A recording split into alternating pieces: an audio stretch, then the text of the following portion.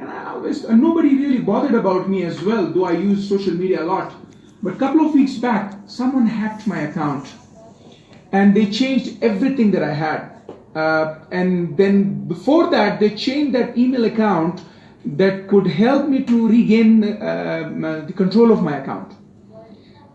First 2 days I even didn't bother. I just left it as it is. I said, okay, use it, whatever you want to do, check everything you want to check.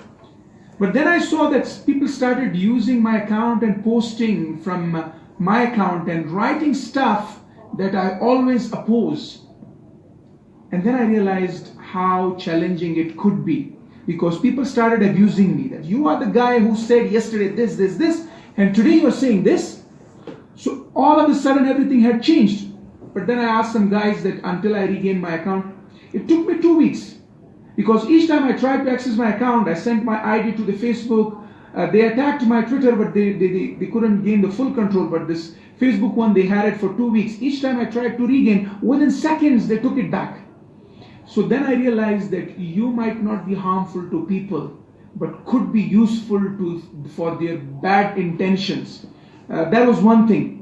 Another thing, that somebody was telling me his story, that the guy was using online dating site, and somebody had some sort of video made. I don't know what kind of video, but then they started blackmailing, asking for money, and the guy had to pay something to Western Union to get rid of that scam or whatever that was, a conspiracy made against him. So sometimes you take these things, well, I'm not well known, or I don't have to think that you have online, you lose your personality, and even may get trapped into some criminal problems that people may do using your account, and then you are stuck because that's your handle, your Facebook account, etc.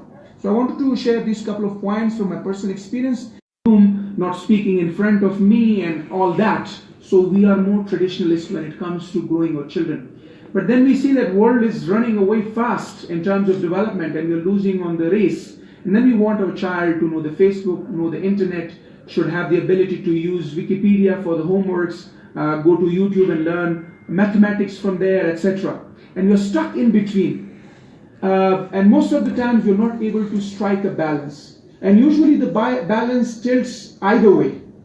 Or either we stop our children thoroughly from using the internet, as I used to do some times back, but then I do know that my child needs to be familiar with the keyboards, familiar with the browsing and all, because I don't want my kid to end up at a place where he's studying at university. And I tell you, we have so many people who are studying at universities today and they don't know Wikipedia, they don't know browsing. I find so many young guys sending me messages, can you share materials about the community development? Do you have anything about this Belt and Road Initiative that is being done by China? Because I usually talk about all these things online in gatherings and as well as on media. Not going online and searching that. Well, do we have these things available?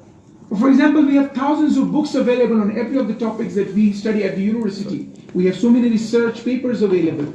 But because people are not used to all this internet use, they're not able to do that. And I don't want my kid to be ending up somewhere when he or she is done with the schools and going to undergrads. They're struggling with etc.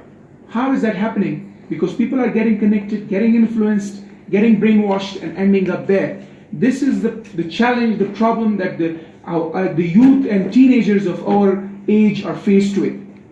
The second problem, and more focused and more precisely to deal with Afghanistan, is the how do you call it, race issues, not race issues, but ethnicity issues, with so many of these discussions being undertaken by some, as Mr. Moman said, by fake accounts or some of the original accounts. They're talking about Tajik, Pashtun, Hazara.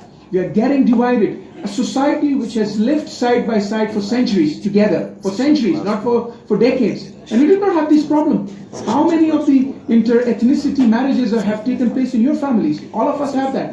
But now we are fighting all this problem in here, and this is happening on the online media. People are talking about it. And see, 5 years from today, if this problem continues to prevail online, we will have all of our kids ending up, instead of Afghan, even beyond the Afghan, instead of finishing, growing as a human being, they will be growing as Pashtun, Tajik and Hazara, and it will make difficult for all of us to live in this part of the world at a time when the rest of the world is also not prepared to embrace us. Germans are worried because so many of Afghans have already gone there. Indians have already had their share. There, so many people have migrated, and we don't have many choices in terms of living, but we won't be able to live together in here. And this social media is feeding young minds who are not mature enough to analyze the sources of this information, the reasons of that hate material being introduced online. Another problem, and most of the time we try to keep aside, we don't talk about it being a traditional society, is pornography. Many of us are really concerned, well, don't talk about it, it's taboo. In front of children, don't talk about it. Hey, in public, don't talk about all this. But this is available online. You just click, you write an X, and so many things emerge on the face of your computer. And then you have teenagers not knowing a lot about the sexuology, the affairs around that. They're not really taught like they do in the West when they start at the middle school level, start educating children, and children know about all these things. We have a restricted society, and then all of a sudden people get exposed to adult material online, and then they're not able to really balance their lives vis-a-vis what is available and accessible to them online. And I'm really concerned from this perspective that our youth, especially teenagers in their early teens, they are really faced with the challenge of getting exploited or getting exhausted by all this stuff. And then also the issue of waste of time. The kids are always tending to watch cartoons online. They're always after your emails, after your mobile phones, cell phones, looking for using it for the purpose of online gaming, going and watching cartoons that they missed during the day, during the school time, online. All of the TV material is available now online, and they waste so much of their time online. Now the thing is that what to do with all this? I think the parents need to take responsibility. It's no more the age of making sure that they have a very good handwriting. I remember my parents, especially my father, used to follow me, and he never succeeded in getting me do that, to write beautifully. They were more concerned about making me write well. They were more concerned about I reciting the Holy Quran well.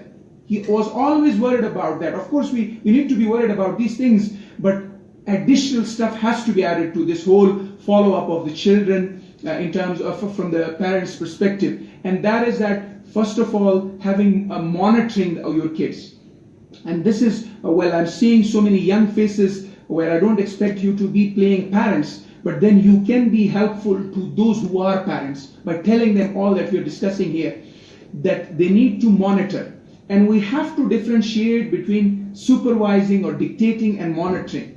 Monitoring is more to do about overlooking what kids are doing, appreciating the good things that they are doing, and when they are going astray, helping them to make sure that they don't face waste of time in terms of all this, or they don't access all this stupid material that is going to really put them astray from the path they should be pursuing. So this is all that I wanted to say. I will continue to pursue that we need to have our kids introduced to this technology world, online world, because this is the future of the every human being going to be. You are going online on all aspects of our lives, and that is where our kids have to be fully educated on use of internet and reaping the positives out of it. But then, since immature minds can go anywhere, they can wander in dark, we need to make sure that we are monitoring them. And I emphasize on the word monitor, not control, because control really restricts them from reaping the benefits.